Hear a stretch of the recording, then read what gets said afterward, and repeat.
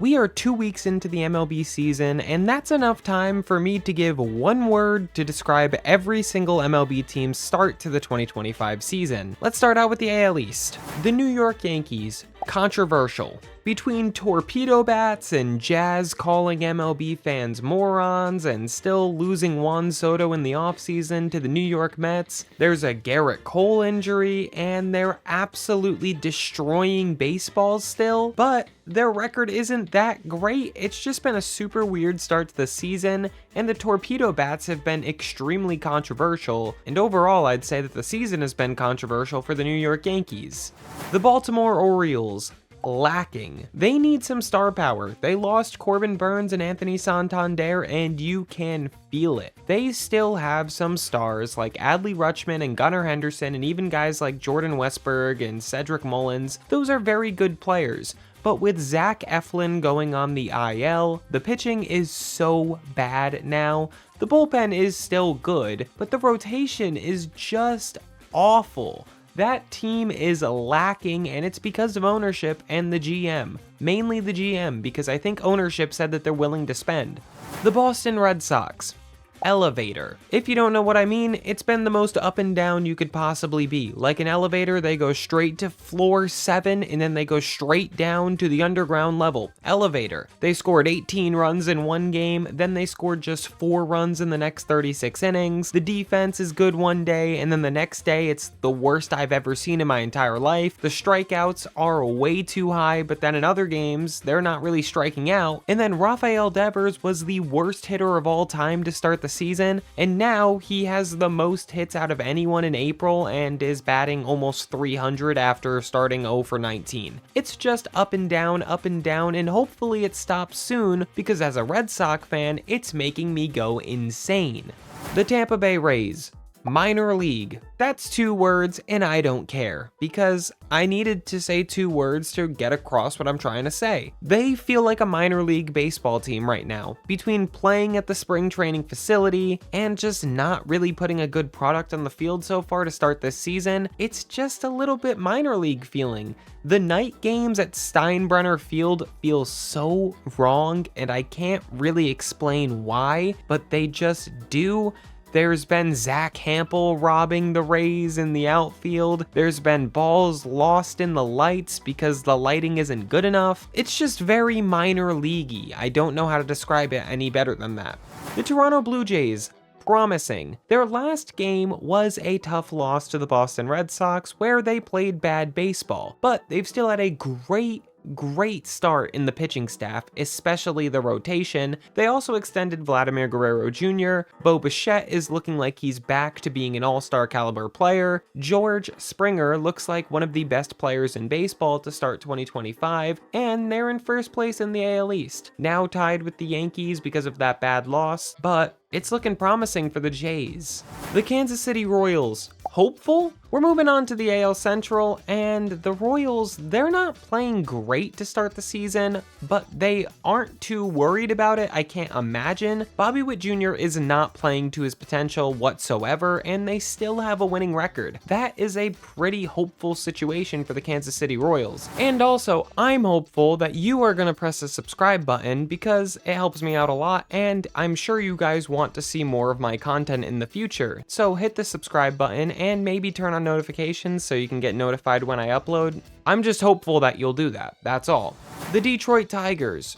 Detroit. The word is Detroit. They are home warriors so far this year. It's a pitching park, and they're playing into their strengths, which is pitching. Tarek Skubal, I think I said that name right. You guys always get on me for how I pronounce that name. Also, Jack Flaherty, Casey Mize has been really good as well. They're pitching very well, and it really plays in Comerica Park because it's a pitcher ballpark. It's just how it plays. The Tigers are 5-1 at home and just 2-4 on the road so far to start the season, but they're 7-5, and that's all that really matters. They're putting wins on the board, and that is good to do at the start of the season. And they're playing really good at home, which is very nice. The Chicago White Sox. White Sox. I just don't understand how they can be this bad. The word for them is just the White Sox. That's all it is. And again, I know it's 2 words. I don't care. I need to say the White Sox. This clip perfectly sums up their entire season so far and this year as well. Tauchman is rounding third base. He's about to tie up the game and he blows out his hamstring and doesn't score, and it ends the game, even though they were rallying against probably the best closer in baseball. Absurd. Terrible. Poor White Sox. The Cleveland Guardians. Average. They're just very mid. Their pitching is fine. Their offense is fine. They just look average, which feels very AL Central-y and very Cleveland Guardian-y. I'm sorry, that's just how I feel about them. They're very average. The Minnesota Twins. Ouch. They have a 199 team batting average, and they've started out 4-9. Carlos Correa has looked awful. Pablo Lopez just got pulled from his last start due to an injury, although I'm not sure if it's going to be a long-term thing, and Royce Lewis got hurt in spring training. This is a bad situation for a Minnesota Twins team that I am not that interested in anyway. I was not very high on them going into the season, and the 4-9 start really doesn't help. The Houston Astros. Cheap. You can tell that this Houston Astros team does not have the same skill level as the ones of the last 8 years or so, and it's because they're losing all of their stars. Obviously they lost Springer and Correa a while ago, but they lost Kyle Tucker and Alex Bregman, and these two have been very good for the Red Sox and the Cubs to start 2025. The Astros are not scoring, they're not pitching great, and really nothing is going right for the 5-7 Astros. Also, Altuve cannot play left field. How he's still out there is shocking to me. And I just can't get over how bad Jose Altuve looks in left field. It's crazy. He's too short. It looks goofy. The Seattle Mariners. Same. The offense issues have not gone away. In their last game, they scored 7 runs in the final 2 innings to walk off the Astros. That's kind of what I mean with the Astros being cheap. Also, if they had Ryan Presley, they win that game, but I don't know what to say, they don't anymore. That was cool and all, but the Mariners still can't score runs. It's insane that this is still an issue after last year they had a historically bad offense. Part of it is because of their pitcher-friendly ballpark, but another part of it is just that they didn't add anything in the offseason and they actually lost Justin Turner. So what are you doing? You can't score, it's the same team as last year, and it's the same problems as last year. Things don't just go away if you don't make fixes, Seattle. It's not how it works.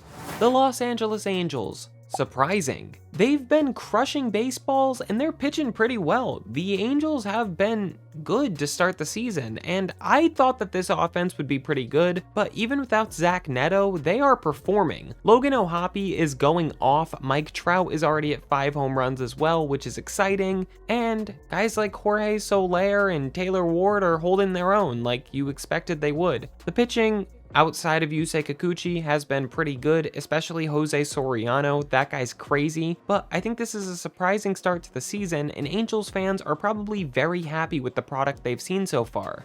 The Athletics.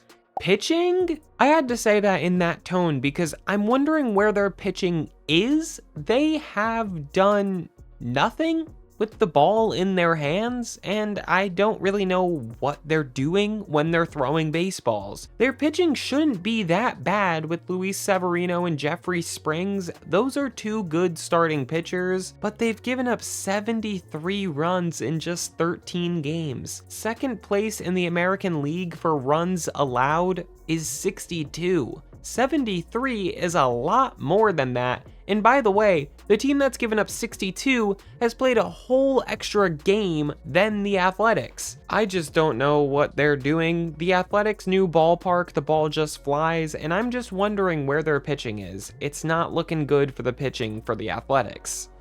The Texas Rangers, cruising. The Rangers look like a team that will return to the World Series in 2025, and I know that we're only 13 games into their season and a lot can change. It's not even 10% of the season yet, but they are 9-4. They are 6-1 at home, and somehow they have a -8 run differential. I just saw that. I have no idea how that's possible. They have the best record in the American League by like a full game, and they're -8 in run differential. How is that possible? I see. It's because they lost to the Reds by 11 runs and also lost to the Cubs by 7 runs. So that's gonna really jump that run differential up, but it's kind of crazy that they have only 4 losses and 9 wins, and they've given up way more runs than they've scored. Kind of crazy.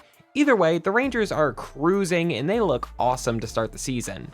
The New York Mets, underperforming? Kind of. They're still playing really good baseball. And when I say underperforming, I mainly mean their $750 million man Juan Soto. The team as a whole is 8-4, and the pitching has been the best in baseball team-wide, which is pretty surprising. But the offense, mostly outside of Pete Alonso, has really not been that great. And Juan Soto, he hasn't gotten going yet, so they're kind of underperforming, especially Juan Soto.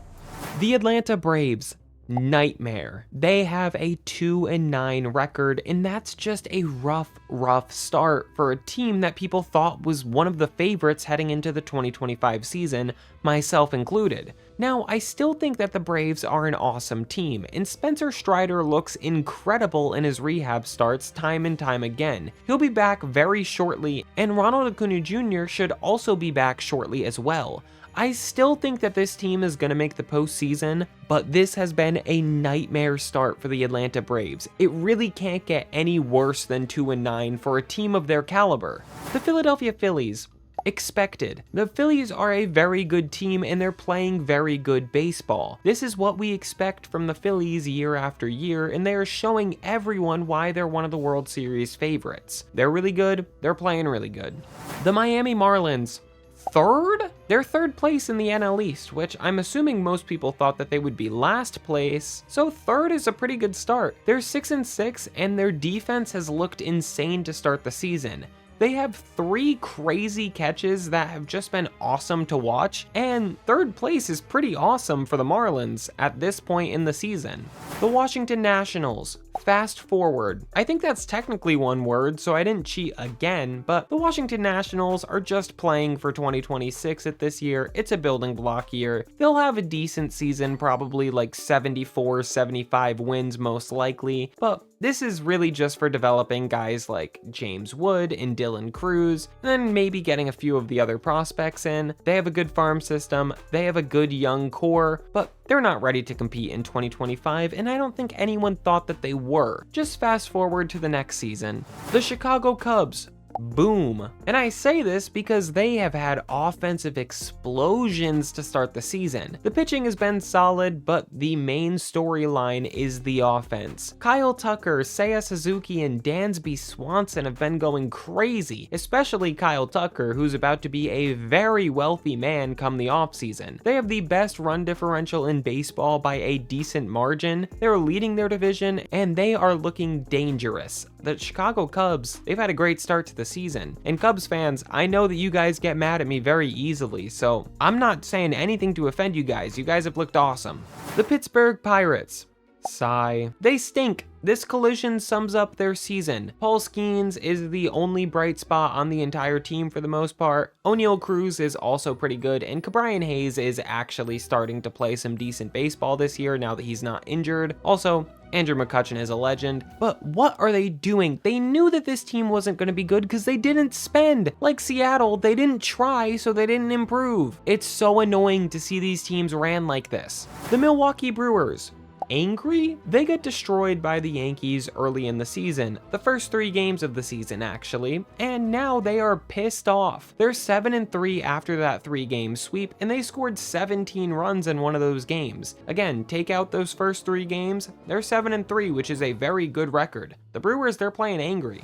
The St. Louis Cardinals, confused. They're 5-7, but have been the best offense in baseball, but they can't pitch, like at all. The Cardinals have played 1 less game than the Athletics, and they've given up more runs than them. They get rocked. Their pitching can't pitch, but the offense, which people thought would be pretty bad, is scoring a million runs. It's just confusing. I don't know what this team is, and I don't know what they're going to be.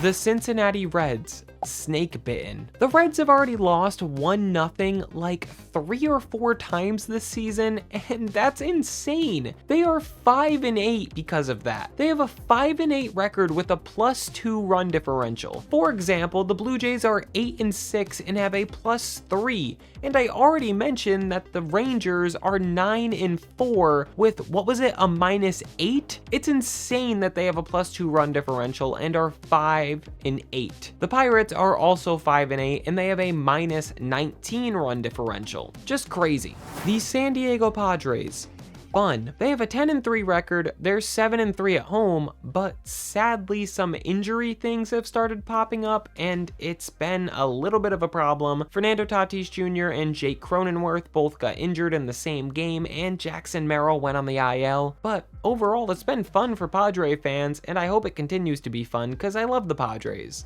The Los Angeles Dodgers, beatable. They're still 10-4, and I know Freddie Freeman is injured and they have a bunch of pitchers like Shohei Ohtani and Clayton Kershaw that haven't touched the ball yet, but right now they're looking a little beatable. They've had 2 walk-off wins that could have easily been turned into losses. The Dodgers are still able to take the win, so I'm not taking anything away from them. I'm just saying they've been playing close games. They have a 4-4 record on the road, and they're 6-4 after they started 4-0. They're still the best team in baseball by a lot, don't get me wrong, but right now they're looking just a little bit beatable, and it might not be a guaranteed World Series for the Dodgers. The San Francisco Giants, shocking. They have a great record at 9-3, and they've been better than the Dodgers record-wise. And personally, I'm shocked that they're playing so well. They're 8-2 in their last 10, and Wilmer Flores looks like the greatest player in the game right now. It's just a shocking start to the season for the Giants. And personally, I didn't think that they were making the playoffs, and I'm starting to think maybe a little differently right now because they are playing such good ball. The Colorado Rockies, hopeless. The Rockies are hopeless. They're the opposite of the Giants, and they're 3-9, and they have just no talent. Well, that's being a little bit too harsh. They just called up Zach Veen, who's awesome. They have Michael Toglia, who's pretty cool, Brenton Doyle out in center field, Ezekiel Tovar, Ryan McMahon. Their offense actually is pretty talented, but it doesn't matter because they can't pitch, and they can never pitch because of their stupid stadium. So, I don't know. They're hopeless. They always are. They always will be, I guess. The Arizona Diamondbacks. Ketel Marte is their best player, and he got hurt, and now the Diamondbacks look bad. He's their heart and soul, and without him, they're pretty much nothing, unfortunately. They've still won 2 in a row without him, but you know what I mean. They need Ketel Marte back as soon as possible. I hope he heals. Let me know in the comment section what you disagree with. Let me know what your favorite team is and what you think one word to describe them is to start the season. And again, if you enjoyed the video, please consider subscribing and leaving a like. Thanks for watching.